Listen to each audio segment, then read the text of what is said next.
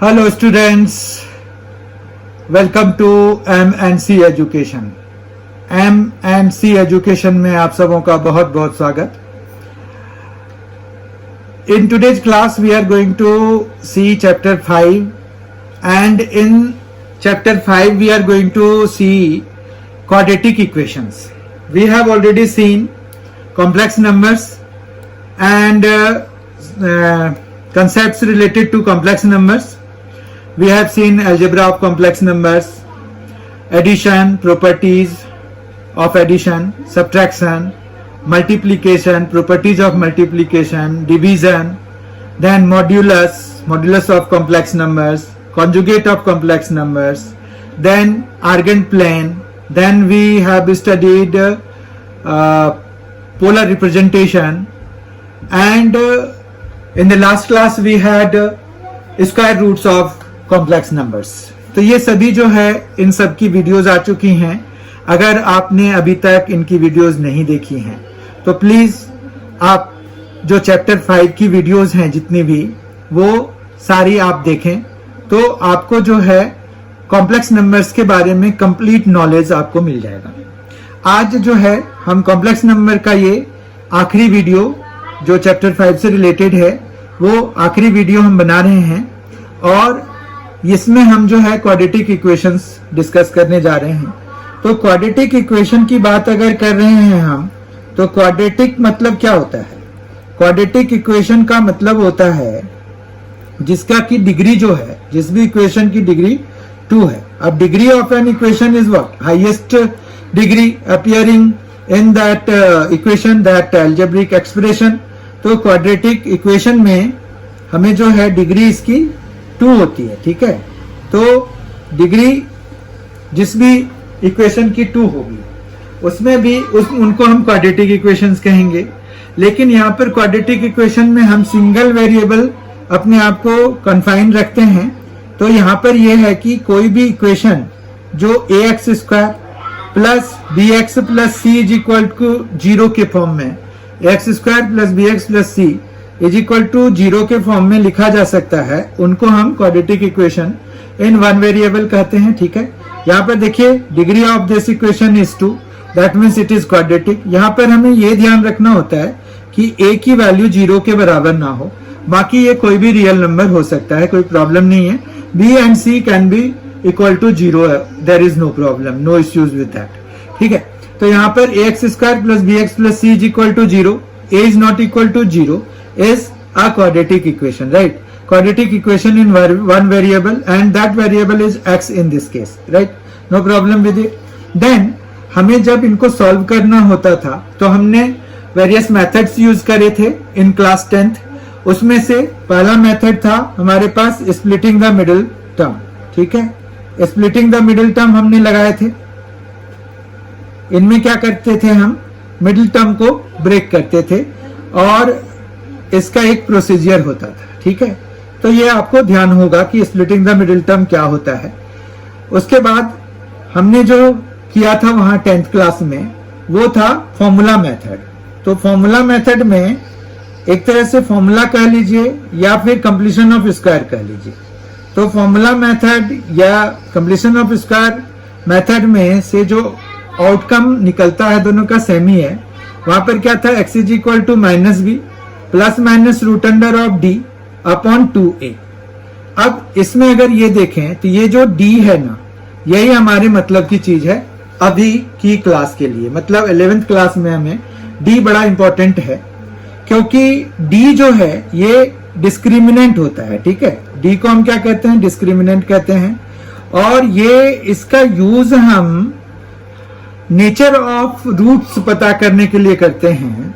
तो यहाँ पर डिस्क्रिमिनेंट की वैल्यू आपको याद होगा कि इसके डिस्क्रिमिनेंट की वैल्यू क्या होती है, वो है b स्क्वायर माइनस 4ac.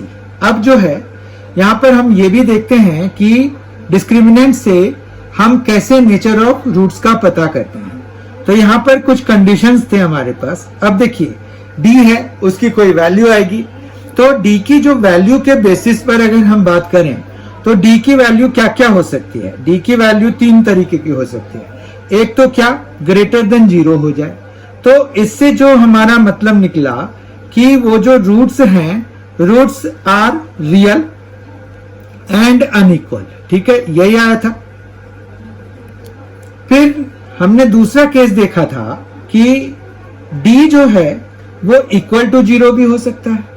तो d जब इक्वल टू 0 है तो इसका मतलब क्या हुआ कि roots are real and equal, ठीक है।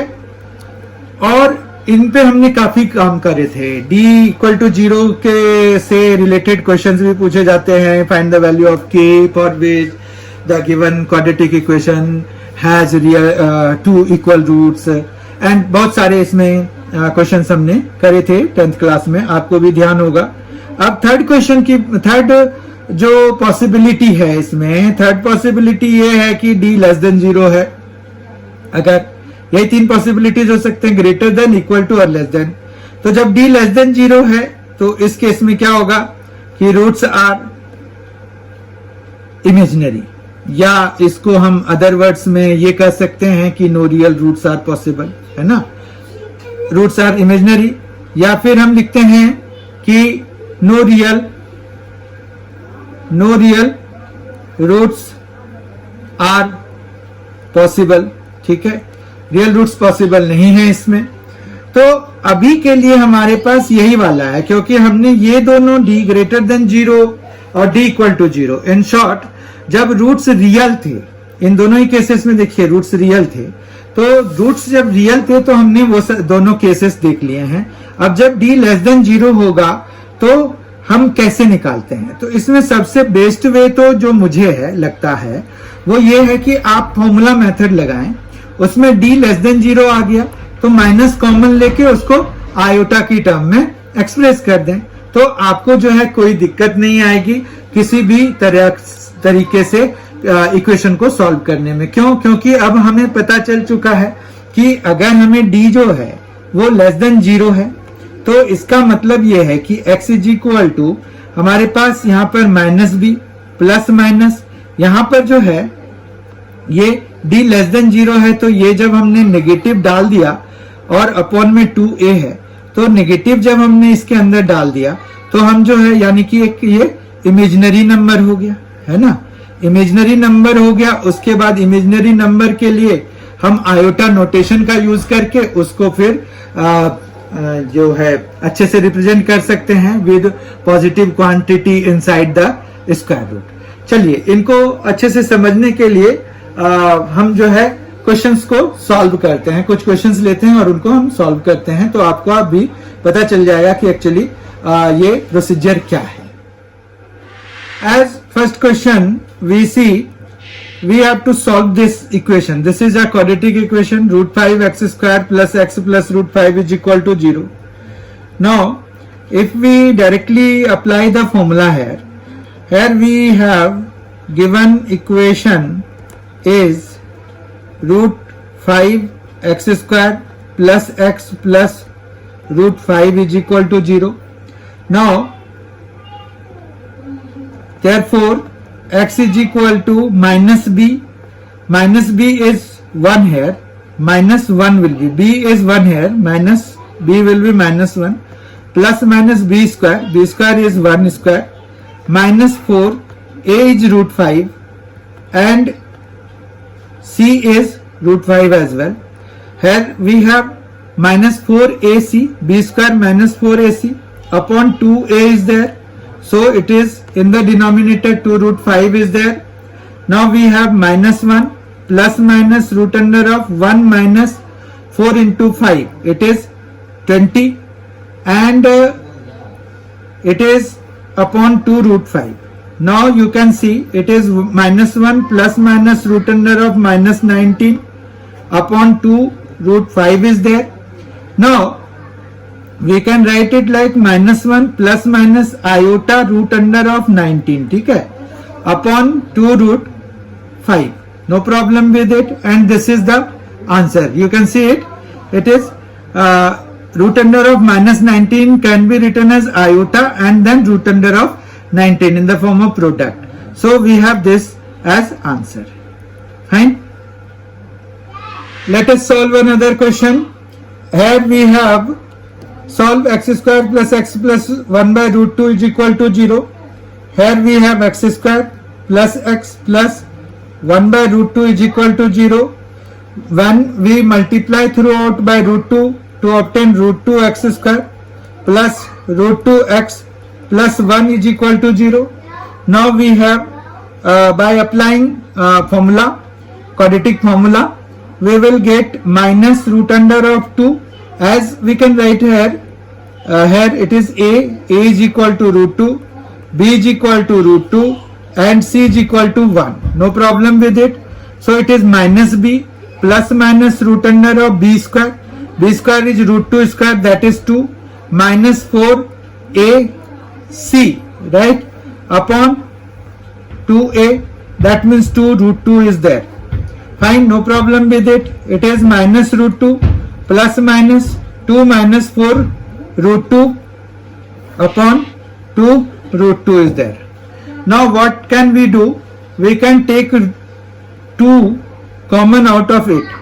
Minus 2, in fact it will be minus root 2 plus minus root 2. If we take root under of minus 2 as common, it will be what? Root under of 2 root 2 minus 1. Are you getting this? It is an easy concept, no problem with it. Root under 2 into 2 root 2 minus 1.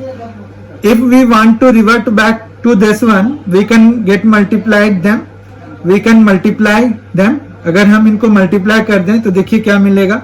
ये देखिए, अगर हम root under के अंदर में multiply करा देते हैं तो माइनस 2, तो ये माइनस 4 रूट 2 हो जाएगा, जबकि माइनस माइनस प्लस 2 हो जाएगा, तो ये 2 माइनस 4 रूट 2 के बराबर हो जाएगा. दैट मीन्स हम जो है इसको माइनस रूट 2 कॉमन ले सकते हैं.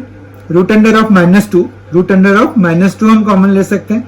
और यहाँ पर जो बचेगा हमारा 2 रूट 2 माइनस 1 बचेगा. अपॉन में 2 एक ही जगह पे 2 रूट 2 तो जैसे है वैसे रहेगा ही. तो इस तरह से प्लस माइनस इसको हम क्या लिख सकते हैं? इसको हम लिख सकते हैं आयोटा रूट 2, राइट. और बाकी तो 2 रूट 2 माइनस 1 है ही हमारे पास. ठीक है, इतना समझ में आ गया. और 2 रूट 2 इज ऑल्सो देयर. ठीक, कोई प्रॉब्लम नहीं है. अब रूट 2 कॉमन लेके हम हटा सकते हैं, तो यहाँ माइनस 1 हो जाएगा. ये प्लस माइनस आयोटा, ये आ गया 2 रूट 2 माइनस 1 और अपॉन में 2 आ जाएगा, क्योंकि रूट 2 हमारा कैंसिल हो जाएगा अगर हम कॉमन ले रहे हैं. तो इस चीज को समझने के लिए हम ऐसा कर सकते हैं कि रूट 2 हमने कॉमन दिखा देते हैं. ये माइनस 1 प्लस माइनस, यहाँ पर क्या होगा आयोटा, फिर 2 रूट 2 और माइनस 1 हो जाएगा. ब्रैकेट बंद कर दीजिए, यहाँ पर 2 रूट 2 हो जाएगा. ये रूट 2 इससे कैंसिल कराइए तो ये आपको यही दे जाएगा. ठीक है, इस तरह से हमने अभी देखा कि कैसे हम जो है एक कोई भी क्वाड्रेटिक इक्वेशन अगर हमें दिया हुआ है जिनके की रियल रूट्स पॉसिबल नहीं हैं, तो उनको हम किस तरह से अटेम्प्ट करते हैं. इस तरह से हमारा जो चैप्टर 5 है वो आज कंप्लीट हो गया. Quadratic equations, complex numbers and quadratic equations, उसमें से हमने आज जो देखा वो क्वाड्रेटिक इक्वेशन देखा. और उस आज से पहले जो है हमने जो इनकी वीडियोस 5 वीडियोस आई थी, तो वो 5 वीडियोस में जो है कॉम्प्लेक्स नंबर्स के हमने देखे थे. सारे जो प्रॉपर्टीज वगैरह थे, अलजेब्रा थे, तो वो सारे हमने डिस्कस कर लिए हैं ऑलरेडी. तो आप उन वीडियोस को भी देखिए. और आज के वीडियो से ये चैप्टर कंप्लीट हो गया. तो आपका चैप्टर 5 जो है क्लास 11th का आज कंप्लीट हो गया. In the next session we will start chapter 6, that is linear inequalities, जो कि चैप्टर 6 है. Please be there, I request. Thank you so much for being with us. Thanks a lot. Enjoy yourself.